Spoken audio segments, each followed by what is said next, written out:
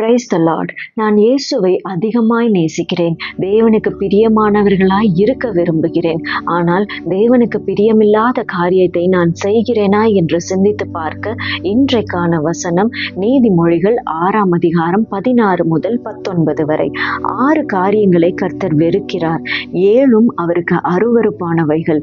அவை யாவன: மேட்டிமையான கண், பொய் நாவு, குற்றமற்றவர்களுடைய இரத்தம் சிந்தும் கை, துராலோசனையை பிணைக்கும் இருதயம், தீங்கு செய்வதற்கு விரைந்தோடும் கால், அபத்தம் பேசும் பொய் சாட்சி, சகோதரருக்குள்ளே விரோதத்தை உண்டு பண்ணுதல் ஆகிய இவைகளே.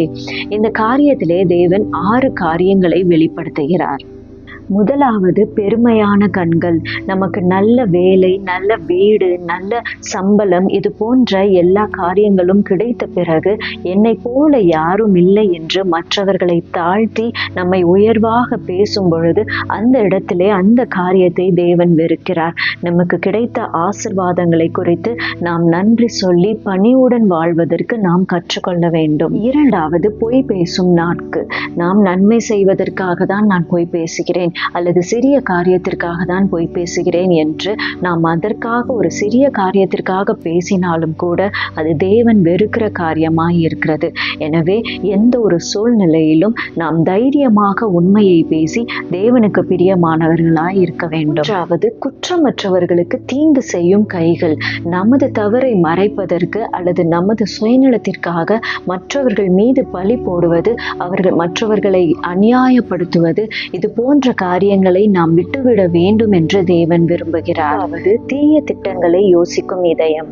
ஒருவர் உயர்ந்து கொண்டிருக்கும் பொழுது, ஒருவருக்கு ஆசீர்வாதம் கிடைத்து கொண்டிருக்கும் பொழுது அவர்கள் மீது உள்ள பொறாமையால் அவர்களுக்கு எதிராக யோசிக்கிற தவறான எண்ணங்களை விட்டுவிட்டு அவர்களை முன்னேற்றுவதற்கான, அவர்களை உயர்த்துவதற்கான அந்த எண்ணங்களையும் அந்த செயல்களையும் நாம் வெளிப்படுத்த வேண்டும் என்று தேவன் விரும்புகிறார். அதாவது சகோதரருக்குள் சண்டையை உண்டாக்குபவன். ஒருவரை பற்றி இன்னொருத்தரிடத்தில் போய் தவறாக பேசி அவர்களுக்குள்ளே சமாதானம் இல்லாமல், ஒற்றுமை இல்லாமல் அவர்களை வைக்கிறது என்று தேவன் வெறுக்கிற காரியமாய் இருக்கிறது. அந்த இடத்திலே அவர்களை ஒற்றுமையை வளர்க்க வேண்டும், சமாதானத்தை வளர்க்க வேண்டும் என்று தேவன் விரும்புகிறார்.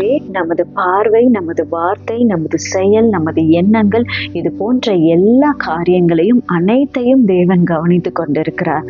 எனவே நாம் நீதிமொழிகள் 6ஆம் அதிகாரத்தில் இந்த 16 முதல் 19 வரை உள்ள வார்த்தையை பார்த்து இந்த தேவனுக்கு பிரியமில்லாத காரியங்கள், வெறுக்கிற காரியங்களை நாம் செய்யாமல் இருக்கிறோமா என்று சிந்தித்து பார்ப்போம். ஆமென். Be blessed in Jesus Christ.